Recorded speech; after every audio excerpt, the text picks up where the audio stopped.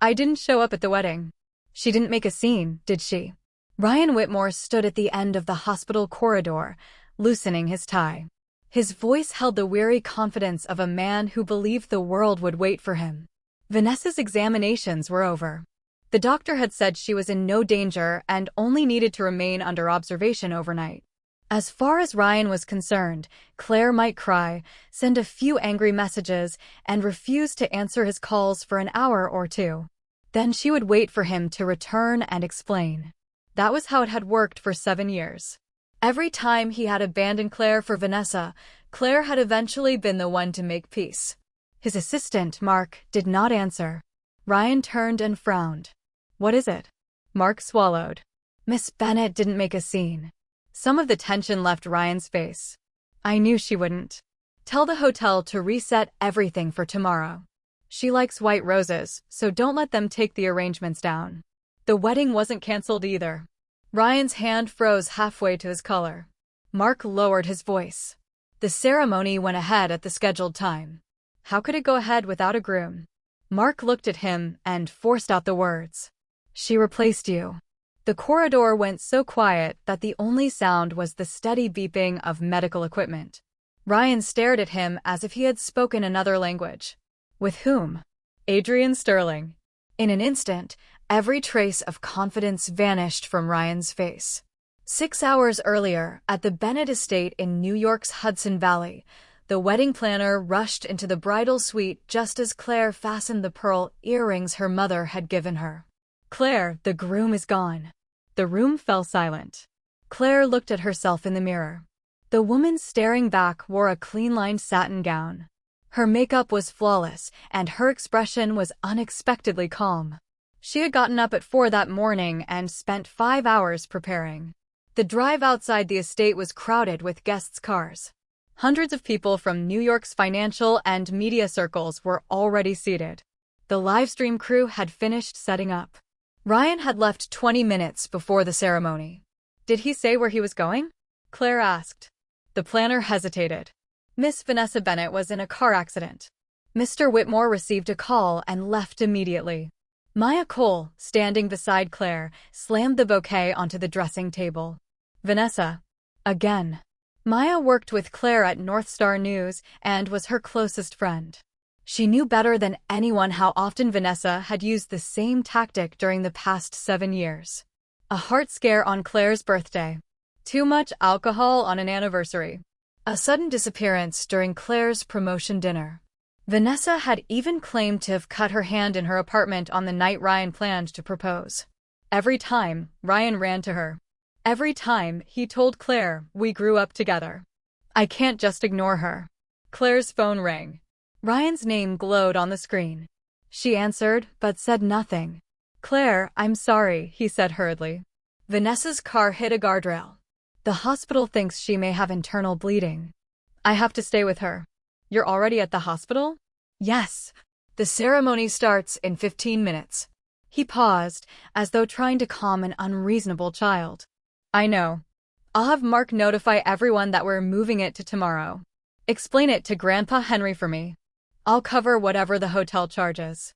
Claire watched the warmth drain from the eyes in the mirror. "And what happens if Vanessa feels sick again tomorrow? Don't attack her right now." Ryan's voice sharpened. "She's your sister." "She is not my sister." The room went still. Vanessa was not the Bennett's biological daughter. 26 years earlier, a hospital nurse had mixed up 2 newborn identification bracelets.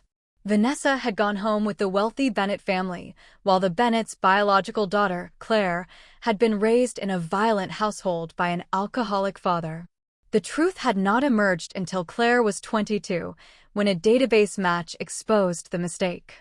Charles and Eleanor Bennett brought Claire to New York, but they could not bear to send away the young woman they had raised for more than 2 decades. Vanessa kept the Bennett name, her room, her trust fund, and her place in the family. Claire was repeatedly told to understand Vanessa's insecurity. Claire had understood everyone. She understood why her parents could not let go of their adopted daughter. She understood why Vanessa feared losing everything. She understood that Ryan and Vanessa had grown up together. She had even tried to understand why she herself was always placed last. No one had ever asked whether Claire wanted to keep understanding. On the phone, Ryan lowered his voice. This isn't the time to drag up the past. Vanessa is waiting for her results. Be mature, Claire. I'll make it up to you tomorrow. How? We'll hold the wedding again. Whatever you want, I'll give it to you. Claire laughed softly. The sound made unease stir in Ryan's chest. I want a husband who won't abandon me on our wedding day. Claire. Ryan, we're over. His shock turned quickly to anger. I admit leaving was wrong, but you can't throw away 7 years because of one emergency. You're upset. We'll talk when I get back. It wasn't one emergency, Claire said quietly. It was every choice you made for 7 years. She ended the call, removed the pearl earrings, and returned them to their box. Maya stepped closer. I'll tell the planner to cancel everything. And if the tabloids print one vicious word, I'll help you sue every last one of them. Claire did not answer. Outside, the musicians had begun the pre-ceremony music. The guests were still waiting in the garden, unaware of what had happened. If Claire canceled now, the next morning's headlines would be merciless. The true Bennett heiress abandoned at the altar. The adopted daughter wins again. That was exactly the ending Vanessa wanted. Claire picked up her phone and found a number she had not called in years. 3 years earlier, a fire had broken out during a charity gala. Claire had gone back through the smoke to help a trapped server. Near the stairwell, she found Adrian Sterling unconscious. She dragged him to a window and stayed with him until firefighters got them both out. When he woke, Adrian had said only one thing to her. I owe you my life. If you ever need anything, call me. Claire had never imagined she would actually use that promise. The phone rang once. A deep, controlled voice answered. Claire. She blinked. You saved my number? I told you I was waiting for you to ask. In a private lounge at Teterboro Airport, Adrian stood before a wall of glass. Beyond it, his plane waited to depart for Zurich. Claire tightened her grip on the phone. Where are you? Teterboro. You haven't taken off? 10 minutes. She closed her eyes.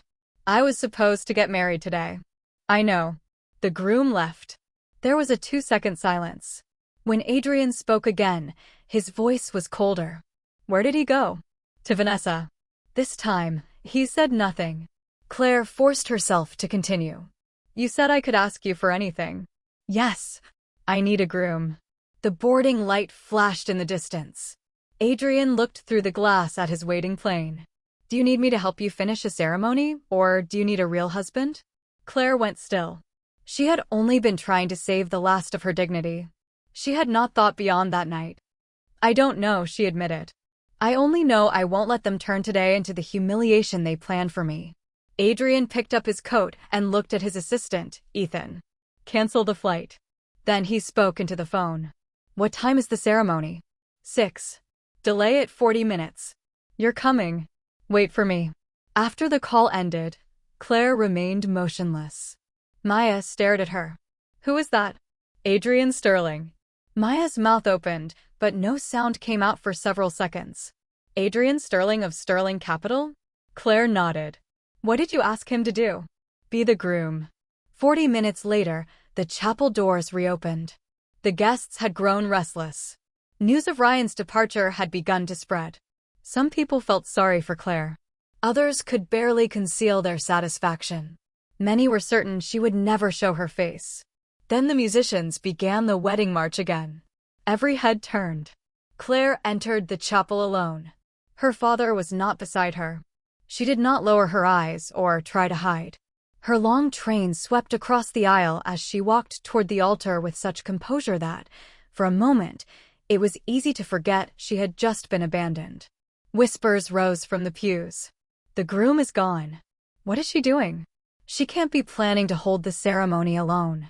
The Bennett family will be the joke of New York by morning. Claire had reached the center of the aisle when the rear doors opened again. Adrian Sterling walked in wearing a black tuxedo. He had clearly dressed on the way. His bow tie was not perfectly straight, and the shoulders of his coat still carried the chill of early winter. Yet the moment he appeared, the entire chapel seemed to fall under a spell of silence. Sterling Capital controlled billions in assets, while Adrian himself rarely attended private social events. The press called him the most inaccessible man on Wall Street. Now he walked past every stunned guest and stopped in front of Claire. "I'm sorry," he said. "I'm late." Claire looked at him. "You still have time to regret this." He offered his hand. "I already regretted something 3 years ago." "What?" "Waking up and saying only thank you." Before she could understand, he took her hand and led her to the altar. The officiant looked understandably unsettled by the replacement groom. Ryan's name appeared on the original marriage license, so the ceremony could not make Claire and Adrian legally married that night. Adrian did not try to hide that fact. He addressed the room directly. "Tonight, we will make our vows in public. A legal marriage will require a new license, and I will respect Claire's decision. If she still wants this after tonight, I will go with her to the clerk's office." For the first time all day, Claire truly relaxed. He was not using her humiliation to force her into another trap. The officiant began again. When Adrian was asked whether he would stand beside Claire, he did not look at the guests or the cameras. He looked only at her. "I will." When it was Claire's turn, she paused. Ryan had promised that she would never face anything alone, yet he had walked away on the one day she needed him most. The man before her had abandoned a flight to Europe because she had said she needed him. "I will." Adrian slid a ring, rushed over from a nearby jeweler, onto her finger. When the officiant said he could kiss the bride, Adrian bent closer and whispered, "May I?" Claire nodded. His kiss was gentle and brief, but it silenced every doubt in the room. Within half an hour, clips from the live stream had spread across the internet. #RunawayGroom replaced, #AdrianSterling married, and #BennettWeddingTwist all began trending. At the hospital, Ryan still knew none of it. Vanessa lay in bed with a small bandage on her forehead and just the right amount of color missing from her face. She held Ryan's hand. "You should go back." Claire must be devastated. Ryan glanced at the examination room door. "I'll leave when the doctor confirms you're all right." Vanessa lowered her eyes to hide the smile tugging at her mouth. She knew Claire well. Claire endured. Claire waited. Claire swallowed every humiliation. By morning, all of New York would know that the biological Bennett daughter could not even keep a groom at her own wedding. Vanessa had no idea Claire had finally stopped waiting.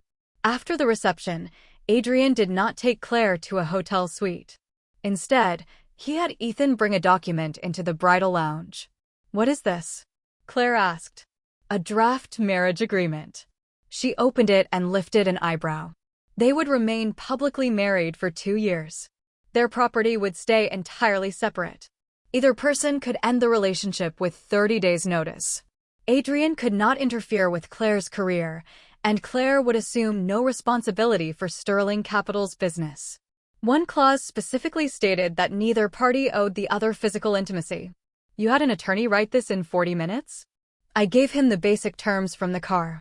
"Why 2 years?" "Tonight was public. If we announce tomorrow that it was only a rescue performance, the press will say 2 men rejected you in 24 hours. They'll also accuse me of using a fake marriage to manipulate the market." Adrian leaned against the table. 2 years is long enough for the public to lose interest and long enough for you to decide what you truly want. Claire turned to the last page. "What do you get?" "A stable public image. Sterling Capital is pursuing a cross-border acquisition, and my board believes I'm too unpredictable." He presented it like an equal business exchange. Only Ethan knew that the board had never asked Adrian to marry. The supposed need for a stable image was simply a convenient exit Adrian had invented for Claire. She did not sign immediately. "What about legal registration?" "The new license can be ready next week. You can change your mind before then." Adrian pushed the pen toward her. "Tonight is not a legal trap. You can walk away whenever you choose." Claire studied him and realized that the cold, forceful man everyone feared was offering her something no one else ever had. Choice. She picked up the pen and signed. "I'll go to the clerk's office with you on Monday." A faint smile touched Adrian's eyes. "All right." At 1 in the morning, Ryan finally learned the truth from Mark. He rushed out of the hospital and drove to the Bennett estate, but the guests were gone. Crushed white roses lay beside the aisle while workers dismantled the lights. Ryan grabbed the wedding planner's arm. "Where is Claire?" "Mr. Sterling took her home. They aren't really married." The planner looked at him but did not answer. Ryan called Claire again and again. She never picked up. At last, he went to her Manhattan apartment. Claire was packing a small suitcase. She was not moving into Adrian's penthouse yet. She only planned to stay there for a few days while they worked out the rules of their arrangement.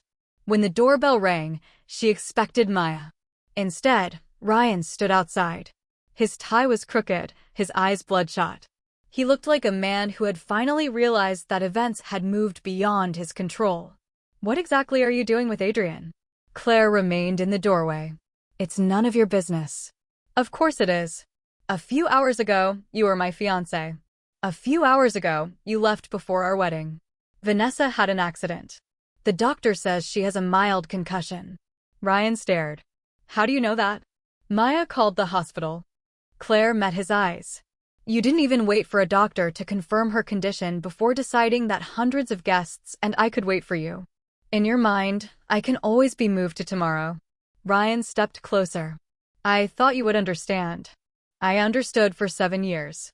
Your ceremony with Adrian has no legal force. It will next week." The color drained from Ryan's face. "You're doing this to punish me." "At first, maybe part of me was," Claire admitted. "But he asked what I wanted before making a decision." "Ryan, that alone is more than you gave me." He reached for her. Claire stepped back. "Don't touch me." Ryan froze. In 7 years, she had never looked at him that way.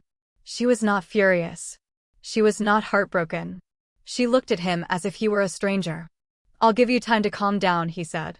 "When you realize Adrian won't actually marry you, you'll understand this was only an impulse." Claire did not argue. She closed the door. The click of the lock was quiet, but it sounded like a wall he would never cross again. A week later, Claire and Adrian legally married at the Manhattan City Clerk's office. There were no reporters and no family members. Maya and Ethan served as witnesses. When the clerk asked whether they were entering the marriage voluntarily, Adrian looked at Claire first. She gave a small nod. Only then did he say yes. Outside the clerk's office, Adrian handed her a key. "The primary bedroom is yours. And you. There's a guest room beside the study." Claire looked at him in surprise. "The agreement says you never have to do anything you don't want to do," he said. She took the key. "Thank you, Claire." "Yes. You don't have to thank me for basic respect." The words stayed with her for a long time. Moving into Adrian's penthouse did not transform Claire's life overnight. She still woke at 7, drove her own car to North Star News, and continued working as an investigative producer. Adrian did not ask her to resign, assign a chauffeur to monitor her movements, or expect her to attend every event on his calendar. He merely told the housekeeper to stock the refrigerator with the oat milk she liked and cleared an entire wall in the living room so she could organize interview notes and research files. They did not see much of each other at first. Adrian often worked past midnight. Claire regularly stayed late at the newsroom. Yet somehow a lamp began to remain lit over the dining table, and the coffee machine seemed to start humming whenever both of them appeared downstairs at the same time. They were cautious roommates slowly learning one another's habits. They were also, neither would admit, beginning to look forward to coming home. 3 days after the wedding, Vanessa posted a photograph of Claire entering the Bennett estate alone. The caption read, "My sister's first visit home after her wedding. Unfortunately, her new husband is too busy to come with her. Does anyone know how I can cheer her up?" It looked concerned. The comments beneath it were anything but. A replacement groom was never going to take her seriously.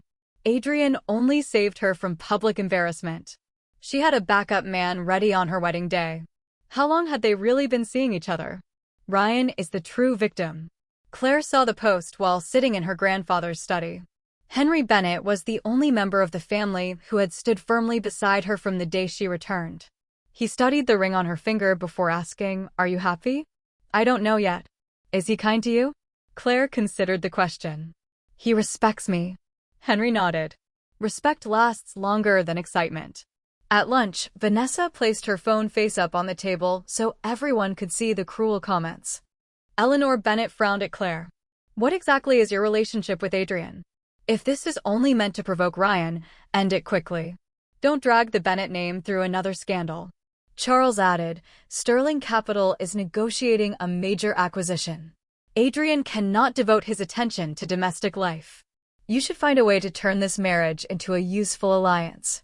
Claire set down her fork. So you don't care whether I was abandoned. You care whether Adrian can benefit the company. Eleanor's expression hardened. We're thinking of your future. Vanessa caused chaos on my wedding day, and neither of you asked a single question. Now that I'm married, you're eager to teach me how to use my husband. Vanessa gave a wounded sigh. Claire, I'm only worried about you. Adrian wouldn't even come home with you. Why sacrifice yourself just to get back at Ryan? Claire looked at her. Since you're so worried, why don't you show us your complete hospital report? Let everyone see how badly you were injured that day. Vanessa's smile stiffened. A deep voice came from the doorway. She hasn't sacrificed anything. Everyone turned. Adrian entered in a charcoal overcoat. Ethan followed with a suitcase. Claire rose. Aren't you supposed to be on your way to Zurich? The flight was delayed. Ethan wisely said nothing. In reality, the plane had already taxied toward the runway. After Adrian saw Vanessa's post, he ordered the crew back to the gate. He came to Claire's side and rested one hand naturally on the back of her chair. I shouldn't miss the first time I accompany my wife home. Vanessa forced a smile. Adrian, it's been so long. His gaze was cool. You should call me your brother-in-law. The air around the table tightened. Vanessa's eyes immediately filled with tears. It's only a habit. We knew each other growing up too. Knowing someone does not make you close. Adrian pulled out the chair beside Claire and sat down. Charles quickly adopted a warmer manner and began asking about Sterling Capital's acquisition. Adrian answered politely without offering a single business commitment. Eleanor cautiously raised the subject of Claire's 10% stake in the Bennett family company. Henry originally gave those shares to her as a wedding gift. Given the unusual circumstances of this marriage, perhaps the family trust should manage them temporarily. Henry set down his fork with a sharp sound. I gave those shares to Claire. No one needs to manage them for her. Adrian added, Claire has her own attorney and financial advisor. Her assets are hers to control. Vanessa suddenly said, but Claire just said she might reconcile with Ryan. Claire frowned. When did I say that? In the kitchen. You said if this marriage failed, you might go back to Ryan. It was a complete invention. Vanessa clearly expected Adrian to react with anger. Instead, he turned to Claire. Did you say that? No. Then I believe you. 5 simple words destroyed every trap Vanessa had prepared. Adrian took Claire's hand on the edge of the table. His voice was quiet but carried to every person in the room. I don't care whom she loved in the past. I care who thinks they can hurt my wife from this day forward. Claire's fingers trembled in his. Their agreement required them to maintain the appearance of a committed couple around family, but there was something in Adrian's eyes that did not look like acting. After they left the estate, Claire noticed Ethan's luggage still in the car. You really came back from the airport? Adrian did not deny it. Why didn't you tell me? You didn't tell me you were coming here. I thought you had important work. Work can be rearranged. He paused. You should stop deciding whether your needs are convenient for everyone else. Claire turned toward the window. The remark touched the habit she least wanted to acknowledge. She hated causing trouble, so she handled everything alone. Eventually, everyone around her had learned that Claire would not ask for help. Adrian did not push the conversation. He merely raised the car's temperature when he noticed her hands were cold. That same evening, Ryan studied Vanessa's medical records for the first time.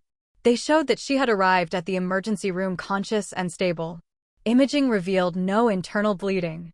The claim that she might need immediate surgery had come only through Vanessa's version of what the hospital supposedly said. When did a doctor tell you that you needed surgery? Ryan asked. Vanessa leaned against the sofa, her face slightly pale. Everything was chaotic. Maybe it was a nurse. Which nurse? I don't remember. Ryan watched her. Why did you call only me? Why didn't you call your parents? Tears filled her eyes. I was scared. You were the only person I could think of. In the past, those tears would have ended every question. Now Ryan saw Claire standing alone in her wedding dress before an empty altar. Vanessa, that was my wedding day. I know. I kept telling you to go back. But every time you said it, you held on to my hand. Vanessa's face went white. Ryan said nothing else. He stood and left. He still could not admit that he had destroyed the wedding himself. It was easier to believe that if he proved Vanessa had lied, Claire would forgive him. Claire had no time to think about either of them. North Star News had begun investigating the Bennett Family Foundation. Nearly $2 million had been transferred during the previous year to 3 supposed youth mental health organizations. Claire discovered that all 3 entities shared the same registered address and that their directors had ties to Vanessa's publicist. Claire did not abandon the story because it involved her family. She disclosed the conflict to her editor and withdrew from final editorial approval so no one could accuse her of controlling the conclusion. When Adrian learned about the investigation, he asked only, "Do you need a legal team?" "No. I can't let anyone say Sterling Capital is helping me retaliate." "All right." He did not insist. Several days later, Claire came home to find a public records guide on the dining table, along with 3 company identification numbers that might be connected to the shell organizations. There were no stolen files and no findings from private investigators. Adrian had provided only leads any journalist could legally pursue. A note lay on top. "You don't need my answers. You may appreciate a faster entrance." Claire read it twice and smiled. Adrian emerged from the study. "Did you find something?" "I found out you're very good at respecting boundaries." "Is that a compliment?" "For now." The corner of his mouth lifted. It was the first time Claire saw him truly smile. Their relationship changed through moments so small that neither could say exactly when the change began. Adrian remembered that she drank coffee without sugar but wanted something sweet at 4 in the afternoon. Claire learned that he adjusted his cuff links repeatedly before difficult meetings, not because he was vain, but because it was the only visible sign that he was nervous. She attended a Sterling Capital charity dinner with him. When a director implied that Adrian's marriage was merely a public relations strategy, Claire did not hide behind her husband. She raised her glass and said calmly, "However our marriage began, at least he doesn't abandon a commitment when it matters. For an investment company, I would consider that an advantage." Adrian looked at her for a long time. On the drive home, he suddenly said, "I went to the hospital looking for you 3 years ago. After the fire? You had already left. I only had mild smoke inhalation. I wasn't there to check your injuries." "Then why were you there?" Adrian was silent for a moment. "I wanted to ask you to dinner." Claire stared at him. "Why didn't you contact me later?" "The next morning, the news reported your engagement to Ryan." The car fell quiet. Suddenly, many things looked different. Adrian had not reached the wedding in 40 minutes simply because he owed her his life. He had hidden everything he felt inside the safe explanation of repaying a debt. Claire did not press him. She was not yet ready to face what his confession might mean. But for the first time, she began to imagine that when the 2 years ended, she might not want to leave. The peace lasted less than a month. On a Monday morning, photographs of their marriage agreement appeared across entertainment sites. The images showed only selected phrases: 2-year term, separate property, termination by either party. The headlines did the rest. Sterling marriage exposed as fake. Bennett heiress used staged wedding to punish ex-fiancé. Vanessa published a long statement claiming she had always feared Claire was sacrificing her happiness in a moment of anger, but had been too afraid to reveal the truth. She also implied Claire and Adrian had been secretly involved before the wedding. Public opinion turned almost immediately. North Star News received demands that Claire be suspended from investigative programming. Sterling Capital's board called an emergency meeting, worried the scandal could damage the pending acquisition. Claire examined the leaked images and recognized the background as Henry's study at the Bennett estate. She had put a copy of the agreement in her bag after the family lunch. Only Vanessa and Eleanor had entered the study that afternoon. When Adrian returned from the board meeting, His expression was colder than Claire had ever seen it. My attorneys will sue every outlet that publishes the full document. A lawsuit won't solve this, Claire said. The harder you try to suppress it, the more guilty we'll look. I'll hold a press conference. And say what? That we signed an agreement but are deeply in love. I'll say I chose to marry you. That doesn't remove the pressure on North Star. It will make people say you're using your money to silence criticism of me. Adrian frowned. What are you proposing? Claire placed a signed termination agreement on the table. We end the marriage. You announce that you were only helping me that day and that I take full responsibility. The acquisition is protected, and North Star is no longer accused of serving your interests. Adrian stared at the pages. His expression darkened by degrees. You already signed this? It's the simplest solution. For whom? For you, the company, and the newsroom. You left out the part where you ask me. Claire faltered. Adrian pushed the papers back. When you were with Ryan, did you always decide what was best for him too? This is different. How? You still believe that if you leave first, no one else will be burdened by you. The words struck exactly where they were meant to. Claire's voice went cold. And what about you? When you turned around at the airport, sent lawyers, and managed public opinion, did you ask what I actually wanted? Adrian went silent. It was their first real fight. Claire packed a suitcase and returned to her own apartment. Adrian did not stop her. Before she left, he said, I won't sign the termination papers. Not because of our agreement. Because I won't let you decide for me whether staying is worth it. After the door closed, Claire leaned against the wall and finally cried. She was not crying because the marriage might end. She was crying because she had realized she did not want it to. For the next 2 weeks, Claire poured everything into the investigation. An emergency room nurse who had been on duty the day of Vanessa's accident contacted her. The nurse admitted that Vanessa's publicist had paid her $5,000 to use vague phrases with Ryan over the phone. Possible internal bleeding, emergency surgery may be necessary. In reality, Vanessa had needed 4 hours of observation and could have gone home that evening. More damaging evidence came from the car's dashboard camera. Before the crash, the driver asked, Are you sure we have to do this today? Vanessa answered, Today is the only day Ryan will come without hesitation. The driver then deliberately struck the guardrail at low speed. At the same time, the Foundation investigation reached its conclusion. The 3 shell organizations had not only paid Vanessa's publicity team. They had hired coordinated social media accounts to attack Claire, promote the fake marriage scandal, and purchase secretly recorded material. This was no longer jealousy between 2 women raised in the same family.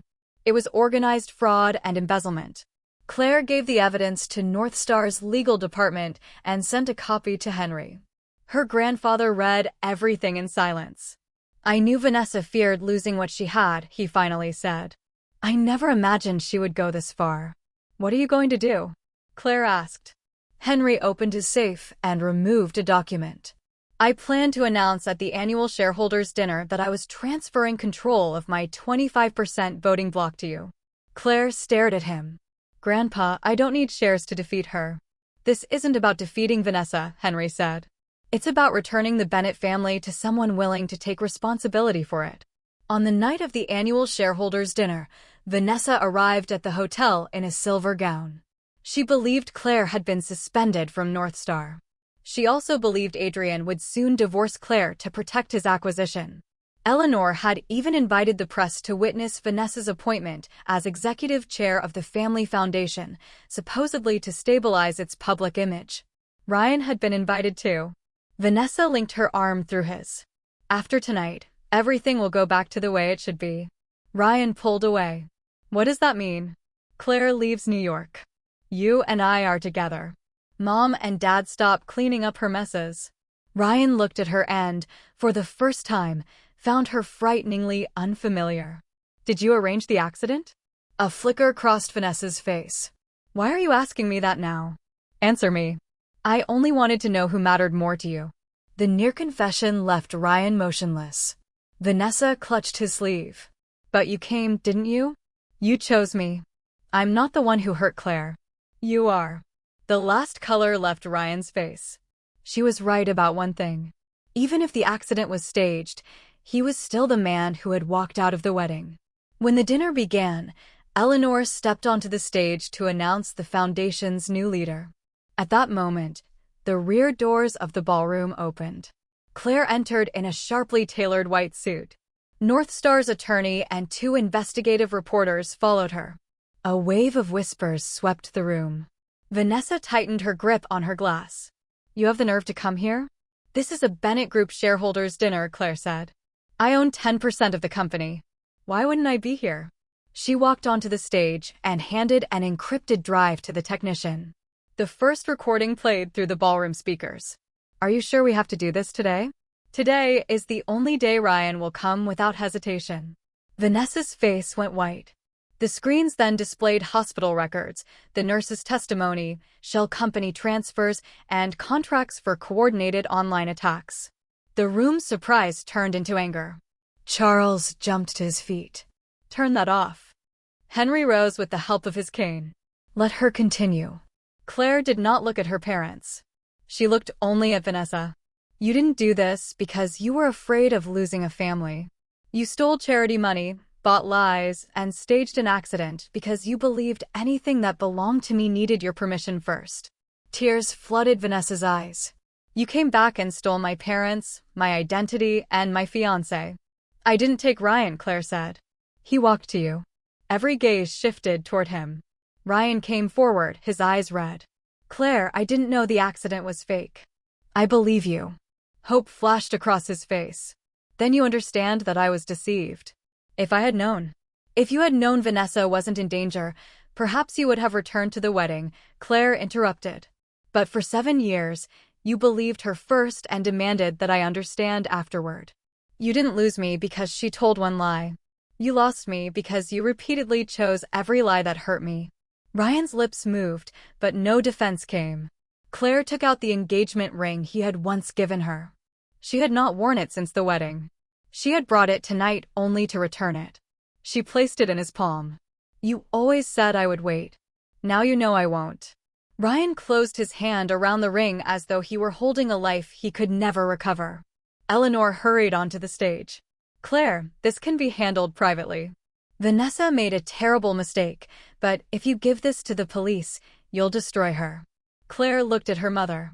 "When I came home at 22, you told me Vanessa was innocent and begged me not to ruin her life. Now she has stolen charity funds and staged an accident, and you still expect me to protect her." Eleanor's face turned ashen. "I will not carry the consequences of anyone else's favoritism again." Henry announced that Vanessa was immediately removed from every position in the foundation and the company. All evidence would be submitted to law enforcement and independent auditors. Then he transferred control of his 25% voting block to Claire. "From today forward, Claire represents my seat." Applause began in the back of the ballroom and spread through the crowd. At that moment, Adrian appeared at the entrance.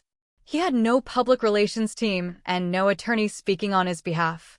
He walked to the stage alone. Claire's heartbeat stumbled when she saw him. They had not spoken in 2 weeks. Adrian took the microphone. "Some reports about my marriage agreement with Claire are true." The room fell silent. "I proposed the agreement. The time limit, the separate property, and the exit terms were all designed to make sure Claire still had a choice after what happened at the wedding." He looked at her. "The false part is that I married her for business." Adrian removed the unsigned termination agreement from his coat and tore it in half before everyone. "Sterling Capital never required me to marry. I wanted to pursue Claire 3 years ago. I was simply too late. When she called me on her wedding day, she wasn't asking for a backup man. I was finally being given the chance to stand beside her." Claire's eyes burned. Adrian came to her and lowered his voice so only she could hear. "I shouldn't have tried to solve everything for you. I shouldn't have made you feel that accepting help meant owing me. And I shouldn't have decided to leave for you," Claire said. "Then let's decide again." He took out the ring they had used at the clerk's office, but did not place it on her finger. "No 2-year limit. No public relations obligation. No one rescuing anyone. Claire, will you choose to begin this marriage with me for real?" Hundreds of people waited. Claire did not answer immediately. Adrian did not rush her. He simply waited. That was why she had fallen in love with him. He came when she called, but never forced her to follow. He protected her but stepped back when she said she needed space. He said what he wanted while leaving the final choice in her hands. Claire extended her hand. I have one condition. Tell me. You don't get to make decisions for me again. Adrian nodded. Neither do you. She smiled. Deal. He returned the ring to her finger. 1 year later, Claire and Adrian held a small wedding beside the Hudson River.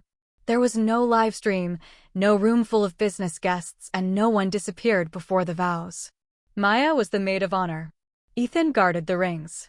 Henry sat in the front row, smiling like a man who had finally put down a burden.